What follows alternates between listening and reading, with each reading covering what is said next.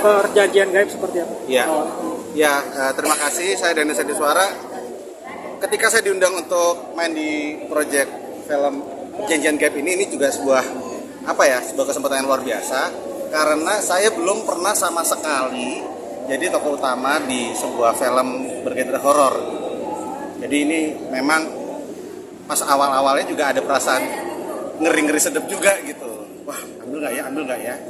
Tapi untungnya ketika saya baca sinopsisnya, saya baca naskahnya sekilas dan juga penjelasan dari Ibu Hadrah, semua menjadi make sense.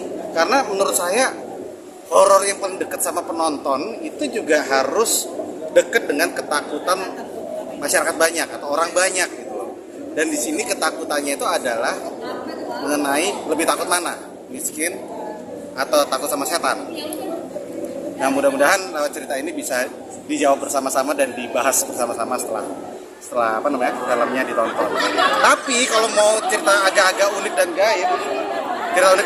gaib, seminggu sebelum saya syuting, ketika saya lagi tidur di rumah, jam 3 pagi pintu balkon kamar saya terbuka dan yang tahu itu istri saya.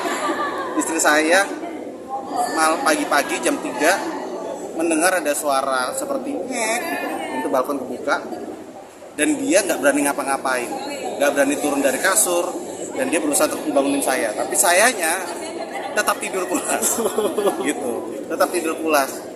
Jadi menurut saya kalau misalkan ada hal-hal gaib di di seputaran syuting film ini ada, dan tetap bisa dibilang sih nggak bisa dijelasin juga karena biasanya juga pintu balkon saya itu sudah saya kunci, sudah saya kunci slot gitu loh. Tapi malam itu entah kenapa kebuka lumayan.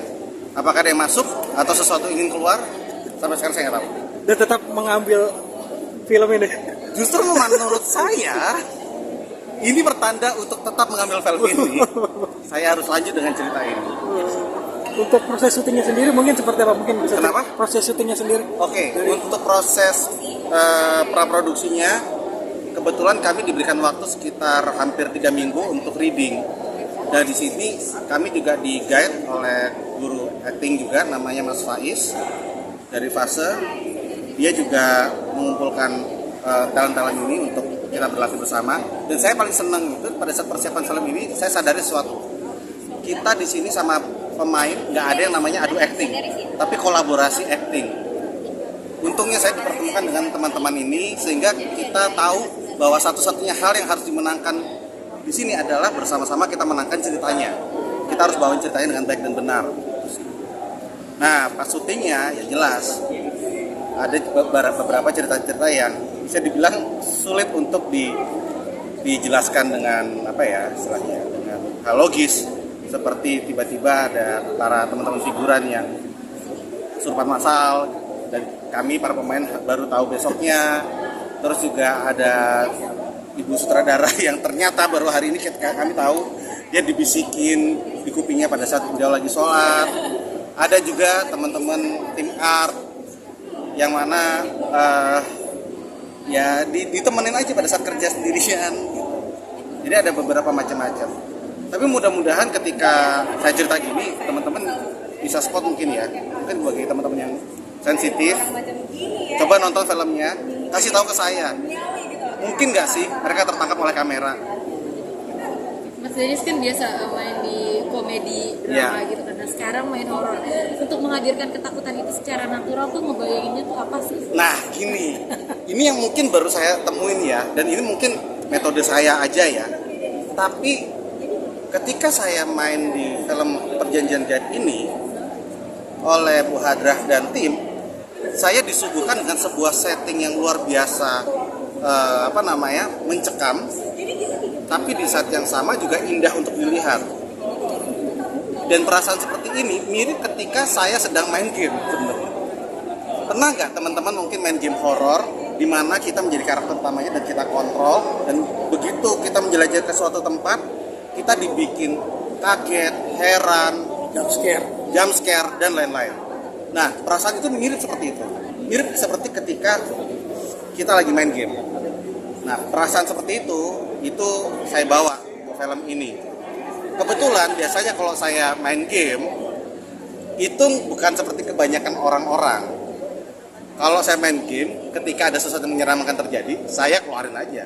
Mungkin bisa dibilang saya cukup ekspresif gitu loh. Saya selalu nggak menahan perasaan saya. Nah, perasaan seperti itu, metode seperti itu, ya saya bawa ke film ini ketika syuting. Berarti ini film pertama ya, Bang? Ini bisa dibilang ini film pertama sebagai peran utama di film horor. Sebelumnya sih supporting aja.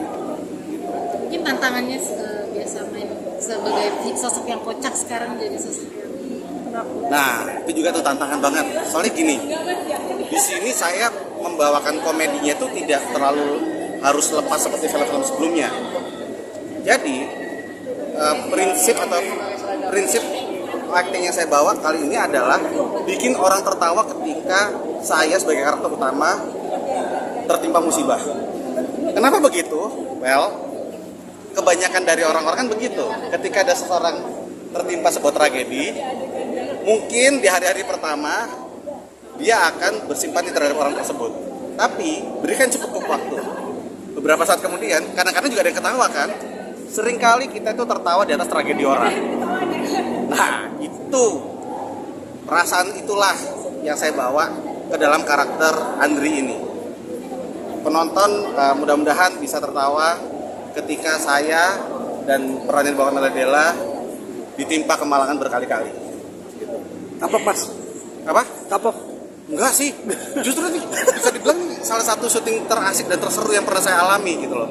Semua kru sangat-sangat kooperatif, teman-teman aktor lainnya pun juga menganggap ini sebuah kolaborasi bersama, dan settingnya pun juga, makhluk gaibnya pun juga mau ikut membantu. Jadi ini mungkin kolaborasi dua dunia mungkin ya, bisa dibilang gitu. Pastinya sih untuk cerita-cerita seperti ini saya nggak kapok, apalagi horor yang dihadirkan itu kisahnya itu juga berangkat dari kegelisahan yang kita kenal bersama, yaitu himpitan ekonomi dan segala kesulitan-kesulitan seperti itu, dan bagaimana kita menanggapinya. Mas, mungkin ketika scene tadi lagi dibisikin sama setan-setan tuh merindingnya kayak gimana? Oke, pas syuting, ada adegan dibisikin sama setan. Sebenarnya sebelum scene tersebut saya mesti nahan ketawa banget. Di scene tersebut syutingnya jam 3 pagi, udah agak-agak ngantuk. Terus kita syuting adegan saya dibisikin sama setan. Nah, masalahnya adalah yang ngantuk kan gak cuma saya, tapi juga aktor yang jadi setan. Tahu dong kalau ada sesama aktor bela-belain begadang, ya, matanya dimelotot-melototin, make upnya setan, mukanya seperti apa. Nah, itu yang bikin saya ketawa gitu. Jadi sebenarnya di adegan tersebut saya nahan ketawa sebenarnya. Soalnya mukanya si aktornya lucu gitu loh. Begitu Bu Adra bilang cut, baru saya ketawa. Sorry. Muka lo lucu banget gitu. Jadi memang itu termasuk salah satu ujian saya sebagai aktor gitu, untuk menahan ketawa apapun yang terjadi di depan mata saya gitu. Berarti bukan merinding atau takut ya? Ya, harusnya merinding, tapi saya malah ketawa. Udah lah, pokoknya kalau ada adegan-adegan pas ada lawan mainnya seperti itu tuh pasti saya nahan ketawa mati-matian. Pesan apa, Mas, yang disampaikan di film ini, Mas? Untuk masyarakat? Apa? Oh ya, Pesan yang diambil mungkin dari karakter. pesan yang diambil. Kalau mau kaya cepet, ini aja deh. Kalau mau kaya cepet, tolong pertimbangkan lagi dengan cara melakukan perjanjian gaib, gitu. Tolong dipertimbangkan lagi, karena resiko yang terjadi setelahnya tidak akan enak. Mudah-mudahan itu sih. Oke, thank you, Mas.